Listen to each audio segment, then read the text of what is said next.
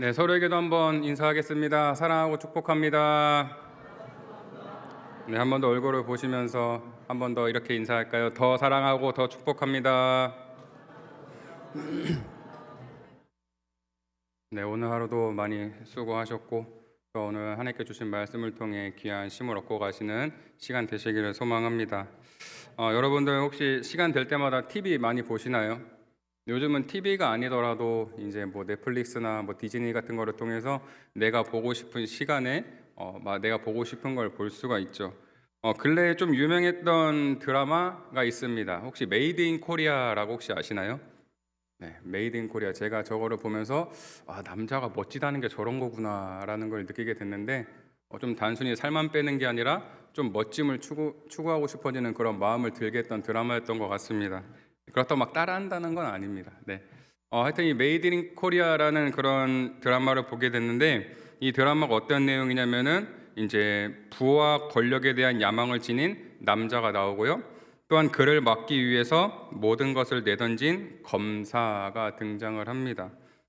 그리고 이제 시대의 소용돌이 속에 펼쳐지는 이야기가 이 메이드 인 코리아라는 그런 드라마인데 1970년대를 이제 배경으로 하고 있습니다. 1970년대 한국의 정치, 경제, 그 사회의 어두운 면모들을 이제 이 드라마가 담고 있는데 그 당시가 어땠습니까? 막 권력과 욕망, 그 신념의 충돌을 중심으로 이제 한국 근현대사의 격동기를 정말 이제 실감 있게 재현한 드라마가 이 메이드 인 코리아인 것 같습니다. 그래서 이 작품을 한마디로 설명하면 어떤 내용이냐?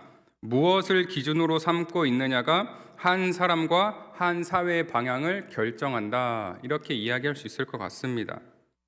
뭐 돈이 기준이냐, 아니면은 정의가 기준이냐라가 이제 드라마에서 충돌을 하는데 여러분 기준이 무엇입니까? 기준. 기본이 되는 표준이 기준이라고 합니다. 기본이 되는 표준. 확실한 기준이 없으면, 확실한 중심이 없으면 애매모호해지게 됩니다. 이 메이드 인 코리아라는 드라마는 개인뿐만이 아니라 그냥 개인뿐만이 아니라 사회 전체의 기준을 묻습니다. 그 사회 전체의 기준, 불법과 편법이 묵인되는 구조, 그리고 결과 중심 사회, 다들 그렇게 한다는 합리화 가운데 무엇이 진짜 기준인지, 무엇이 진정한 가치인지, 오늘 말씀도 기준이 없는 사람들의 모습을 이제 확연히 보여주는 것 같습니다. 오늘 말씀은 여호수아가 죽고 난 후의 상황을 보여주고 있는데 오늘 말씀 8절을 보면 이렇게 기록이 되어 있죠. 여호와의 종 눈의 아들 여호수아가 110세에 죽음에. 이제 여호수아가 110세에 죽고 이스라엘 사람들은 여호수아를 이제 장사 지내게 됩니다. 이제 이스라엘이 애굽을 탈출하면서 그리고 광야에서의 생활, 그리고 가나안에 들어오기까지 이제 흔히 말하는 이제 출애굽 시대, 출애굽 세대는 여호수아의 죽음으로 인해서 이제 끝이 나게 됩니다. 여호수아의 죽음을 기준으로 이전과 이후의 모습을 살펴보면은 이렇게 볼 수가 있는데 사사기 2장 10절 말씀에 보면은 그 세대의 사람도 다 그 조상들에게 돌아갔고라고 말을 합니다. 그 세대의 사람도 다 그 조상에게로 돌아갔고. 그렇다면 이 10절 말씀에 말하는 그 세대의 사람들은 누굴까요? 그 세대. 모세 그리고 여호수아와 함께 출애굽의 여정, 광야 생활을 함께 했던 그 세대를 이야기할 겁니다. 출애굽 세대. 이 사람들은 놀라운 하나님의 은혜를 많이 경험했죠. 얼마나 많은 은혜를 경험했습니까? 비록 실수도 있었지만 그래도 하나님과 함께 했던, 그래도 하나님의 은혜를 많이 경험했던 삶의 기준이 하나님 말씀이었던 그 세대들이었습니다. 여기서 말하는 그 세대란 그 사람들은 다 죽어서 이제 조상들에게로 돌아갔다라고 이야기를 합니다. 그리고 이어서 또 다른 세대가 말씀에 나옵니다. 이어서 2장 10절에 계속 보면은 그 후에 일어난 다른 세대는 이라는 말씀이 나오죠. 그렇다면 그 후에 일어난 다음 세대는 또 누구일까요? 그 세대도 있고 다음이란 또 다른 세대가 있는데 여러분 헷갈리시면 안 됩니다. 이 세대 잘 들으십시오. 그 후에 일어난 다른 세대는 이제 출애굽의 여정 그리고 광야 생활을 경험했던 사람들이 아니라 그들의 뭐 자손이나 후손들이 될 수가 있겠죠. 여호수아 출애굽을 경험했던 세대가 아닌 그들 이후에 일어난 세대를 이 다른 세대라고 이야기하고 있습니다. 근데 좀 한 가지 우리가 생각을 해보면은 자손이거나 또한 후손이라고 한다면은 그 조상들의 대를 이어갈 사람들을 이제 자손이다, 후손이다라고 이야기를 합니다. 그렇다면 그들의 다음 세대라고 말을 해야 좀 맞는 말이 아닐까요? 우리 가문을 이어갈 다음 세대, 그리고 우리의 여정을 이어갈 다음 세대, 이렇게 말하는 것이 맞는 말일 것 같은데, 이상하게도 이 10절 말씀에 보면은 그 후에 일어난 다른 세대라고 이야기를 하고 있습니다. 다른 세대. 왜 다음 세대가 아닌 다른 세대라고 말을 할까? 그 이유가 10절 마지막에 나오죠. 다른 세대는 여호와를 알지 못하며 여호와께서 이스라엘을 위하여 행하신 일도 알지 못하였더라. 왜 다른 세대라고 부르고 있습니까? 하나님을 모르고 하나님께서 그들을 위해 행하신 일을 몰랐다라고 말을 하고 있습니다. 그러니까 그들을 다음 세대가 아니라 다른 세대라고 부르는 이유는 명확하죠. 하나님을 알지 못했기 때문에. 하나님을 모르니까 어떻게 다음 세대라고 부릅니까? 대가 끊겨버렸는데. 근데 이상한 게 이 세대들은 하나님께서 이스라엘을 위해 행하신 일들, 그것들을 모를 수가 없습니다. 솔직히 오늘 우리도 그 일을 알고 있는데 어떻게 그 사람들이 모를 수가 있을까요? 왜냐하면 그렇게 위대한 일을 경험한 사람들이 자녀들에게 그러한 이야기를 들려주지 않았을까요? 우리 가문에 이런 이야기가 있었다. 너희 아빠가, 너희 할아버지가, 할머니가, 엄마가 이런 일이 있었다.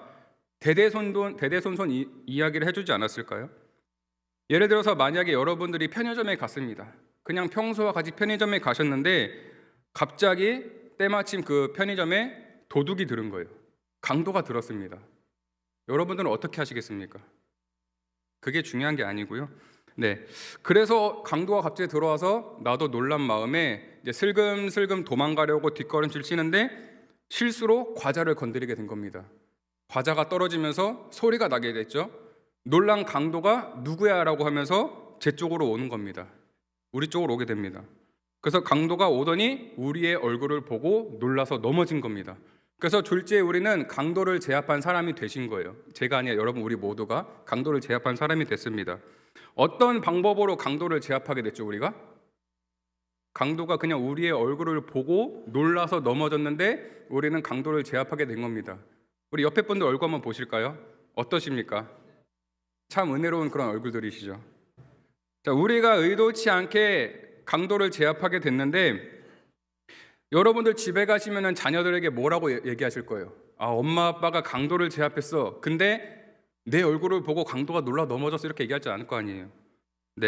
아빠가 편의점에 갔는데 도둑이 들었어. 그래서 아빠가 가만히 보고 있을 수만 없어서 멋지게 그냥 2단 옆차기로 제압했어. 아빠 이런 사람이야, 이렇게 이야기를 할 거란 말입니다. 저만 그런 거 아니잖아요, 그죠? 남성계 여러분 다 그렇게 얘기하실 건데. 여러분, 왜냐하면 우리의 영웅담은 쉽게 사라지지 않습니다. 우리의 영웅담은. 근데 다른 것도 아닌 출애굽 여정을 함께했던, 그 출애굽 여정을 경험했던 사람들이, 그 자손들이 그 위대한 이야기를 모른다? 그러면 말이 안 되는 거죠. 하나님을 모르고 하나님께서 그들을 위해 하신 일을 모른다는 건 정말 말이 안 되는 그런 일인 것 같습니다. 만약 그들이 하나님을 모른다면, 하나님께서 그들을 위해 행하신 일을 모른다면 이유는 두 가지가 될 겁니다. 두 가지 정도 이유가 될 겁니다. 조상들이 이제 가나안에서 생활을 하면서 하나님을 점점 잊어버리다가 자손들에게 그 이야기를 전해주지 않았거나, 아니면 그 자손들이 이제 그 시대가 아닌 이제 변해버린 시대 가운데 어른들의 이야기에 귀를 기울이지 않았거나겠죠. 이유가 뭐든지 중요한 건 지금 이스라엘 사람들은 하나님을 안다는 겁니까? 모른다는 겁니까? 하나님을 모른다는 겁니다.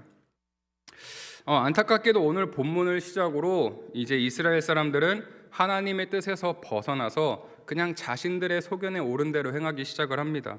여호수아 2장 11절에 보면 이렇게 기록이 되어 있습니다. 사사기 2장 11절에 보면은 이스라엘 자손이 여호와의 목전에 악을 행하여 바알들을 섬겼다.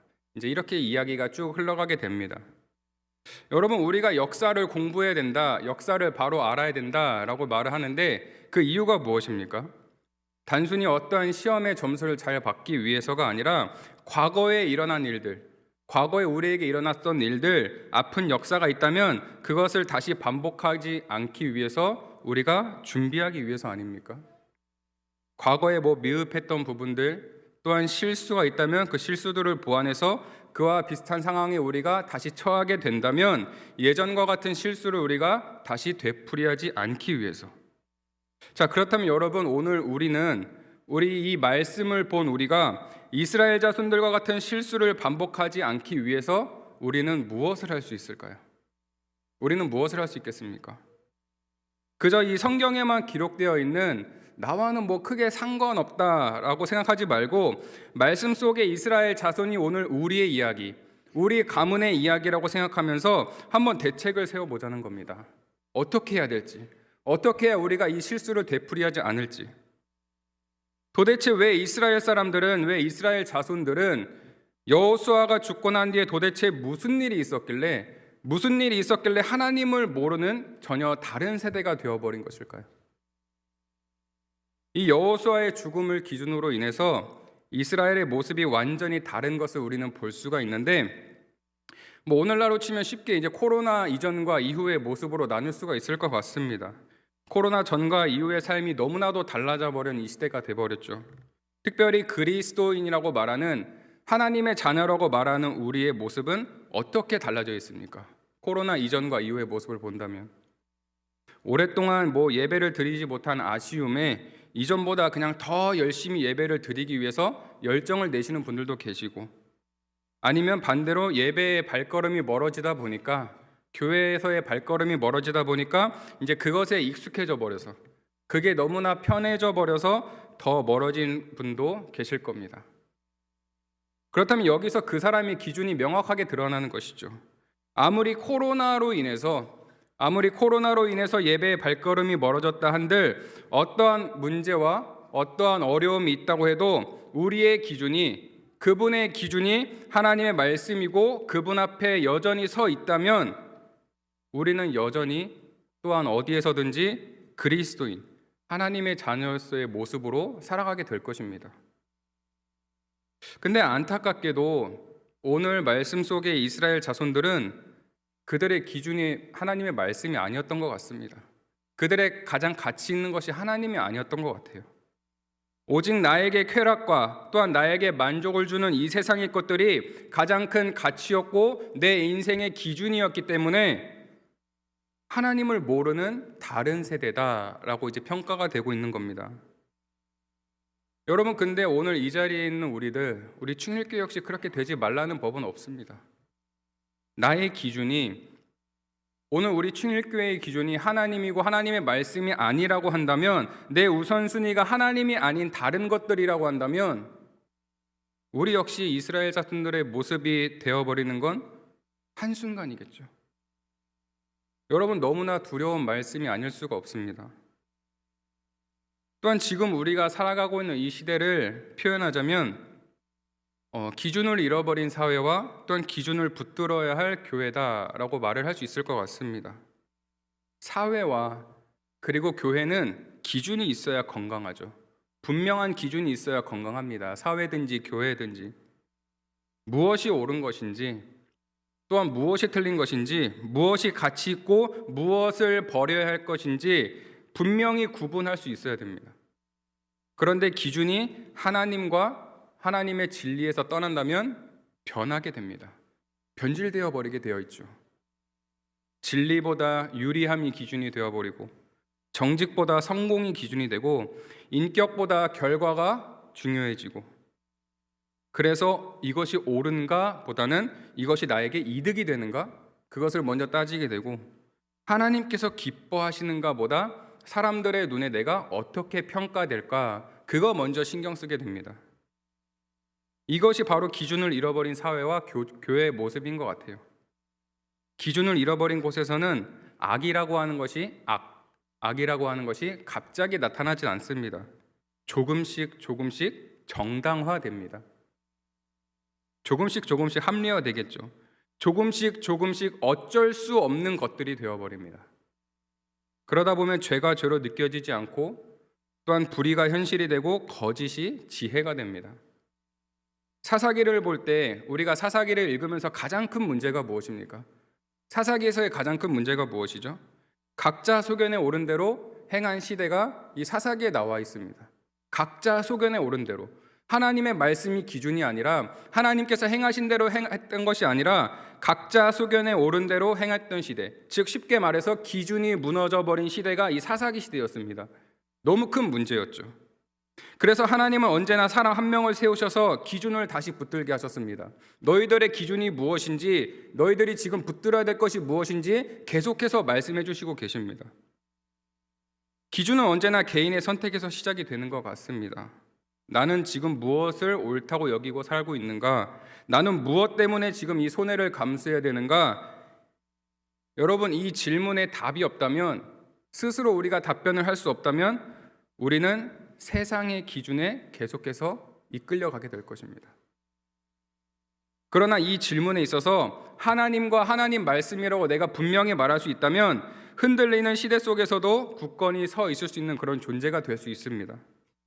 지금 우리가 살아가는 시대가 비록 너무나 어둡고 힘들고 혼란스럽다고 할지라도, 너무나 많은 것들을 요구한다고 할지라도, 하나님보다 다른 것들에게 더 시선을 많이 두게 한다고 할지라도, 그럴수록 우리는 하나님을 더 알아가는 그런 모습이 되어야 됩니다.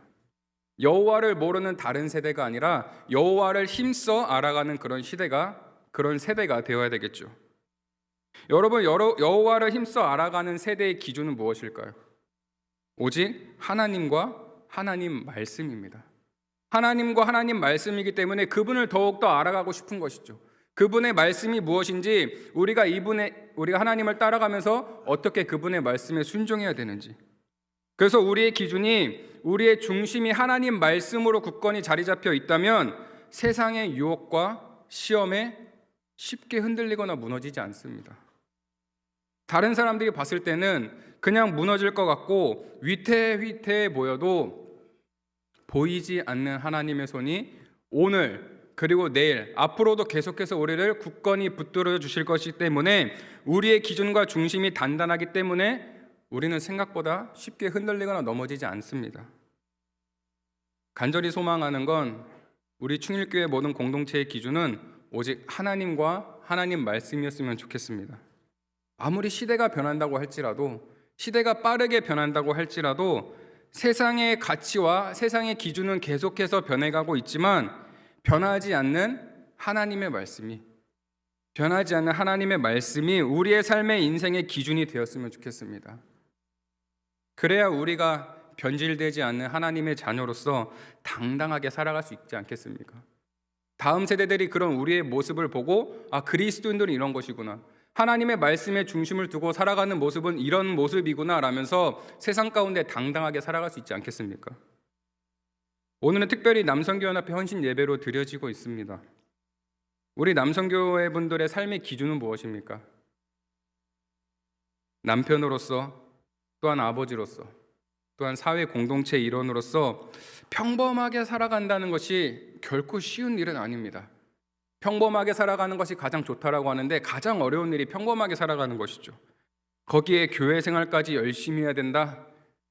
이것은 내가 핑계가 아니라 너무나 힘든 요구처럼 보이는 것이 사실이기도 하죠. 여러분, 아빠의 청춘이라는 노래 아시나요? 아빠의 청춘? 이 세상의 부모 마음, 그런 노래가 있습니다. 네, 제가 아는 게 신기할 정도의 그런 노래인데, 이 아빠의 청춘이라고 하는 노래는 한 남자의 인생을 압축해서 보여주는 그런 이제 노래와도 같은 것 같아요. 이 노래 속의 아빠는 자기 인생을 위해서가 아니라 그냥 가족을 위해 자신의 청춘을 기꺼이 내어주는 그런 사람으로 표현이 됩니다. 꿈이 없겠습니까? 꿈이 없어서가 아니라 그냥 꿈을 잠시 뒤로 밀어두었고, 하고 싶은 게 없어서가 아니라 책임을 먼저 선택한 사람입니다. 출근길에 피곤한 몸을 이끌고 나서는 그 순간부터 이미 그냥 자신의 시간을 가족에게 내어준 사람들이죠. 이 노래 속에 보면은 가사처럼 그냥 한 번 왔다 가는 인생이라고 표현이 되는데, 눈물로 살다가 웃음으로 가는 인생을 이제 몸으로 표현하는, 몸으로 살아가는 존재가 바로 아버지이고 또한 가장이고 남편입니다. 또한 사회 구성원으로서의 남자도 마찬가지입니다. 자기 이름보다는 직함으로 불릴 때가 많이 있죠. 때로는 내 이름이 뭔가 헷갈리기도 합니다. 박대리, 박목사, 직함으로 불리죠. 자기의 개성보다 조직의 질서에 맞춰 살아가기도 하고, 때로는 억울해도 손해를 봐도 가족의 얼굴이 떠올라서 참고 견디며 살아갑니다. 그래서 청춘은 무대 위에서 빛나는 게 아니라 때로는 현장과 사무실과 골목 어딘가에서 조용히 소모되고 있는 것 같습니다. 남편으로서의 삶도 마찬가지죠. 사랑으로 시작했지만 그 결혼 이후의 삶을 보면 어떻습니까? 사랑은 감정보다 책임이 더 크게 따른다는 것을 알게 됩니다. 그래서 말 한마디를 참는 것, 화를 누르는 것, 자기 주장보다 우리 가족들을 먼저 생각하고 가정을 먼저 생각하는 것, 그 모든 것이 이 청춘의 또 다른 모습인 것 같습니다. 그래서 이 아빠의 청춘이라는 노래는 잃어버린 어떠한 청춘을 한탄하는 노래가 아니라 누군가를 살리기 위해 내어놓은 그런 고백인 것 같습니다. 그렇다면 이 남성들은 무엇을 기준으로 두며 살아가고 있을까요? 그들의 기준은 내가 잘 되느냐보다는 내가 지켜야 될 사람들이 잘 서 있느냐라고 질문할 수 있을 것 같습니다. 또한 믿음 안에서 아빠의 청춘은 이렇게 바뀌기도 합니다. 희생이 아니라 헌신이 되기도 하고, 또한 포기가 아니라 순종이 되고, 또한 버팀이 아니라 사명이 되기도 합니다.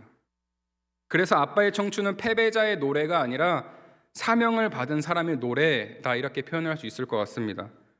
겉으로 보면은 많은 걸 잃어버린 것처럼 보이지만 실제로는 누군가의 인생을 세워주는 가장 멋진, 가장 서포터의 역할입니다. 그리고 이들에게 필요한 질문은 이것인 것 같습니다. 나는 무엇을 기준으로 두며 살아가고 있는가? 돈인가? 인정인가? 체면인가? 비교인가? 아니면 하나님께서 맡기신 자리와 사람인가? 여러분, 아빠의 청춘은 기준이 분명한 사람의 고백입니다. 자기를 위해 살지 않고 하나님과 그리고 가정과 책임을 기준으로 두며 살아가는 가장 위대한 인생이다라고 표현할 수 있을 것 같습니다. 사랑하는 충일교회 모든 남성교연합회 공동체가 그런 귀한 자리에 서 있는 줄 믿습니다. 우리 충일교회가 그런 남성교회가 될 수 있도록 끝까지 응원하면서 기도해야 될 이유가 여기 있는 것입니다. 마지막으로 충일교회 공동체에게 도전합니다. 오늘 우리의 삶에 있어서 밑바탕이 되는 본보기, 기준이 있다면 그것은 과연 무엇입니까? 하나님의 말씀의 기준을 두고 하나님의 자녀로서, 그리스도인으로서 내가 살아가고 있습니까? 그렇지 않다면 반대로 어떠한 기준도 없이 그저 세상이 요구하는 것만 따라하다가, 세상의 기준에 맞춰 따라가다가 결국에는 지쳐버려서 많은 부작용이 터져버린 그런 내 모습입니까? 오늘 사랑하는 충일교회는 하나님을 모르는 그런 다른 세대가 아니라 하나님을 힘써 알아가는 그런 세대이기를 간절히 소망합니다. 하나님 앞에서 하나님의 말씀이 내 삶의 기준이 되고 내 삶의 가장 큰 가치가 되어서 하나님과 함께 동행하는 그런 아름다운 발걸음이 되기를 간절히 소망합니다. 지금 이 시대가 하나님을 모르는 다른 세대가 되어버린 이 시점에서 우리 충일교회는 하나님을 힘써 알아가는 세대의 본보기로서 이 세대에 예수 그리스도의 증인된 삶을 살아갈 수 있기를 주님의 이름으로 축복합니다.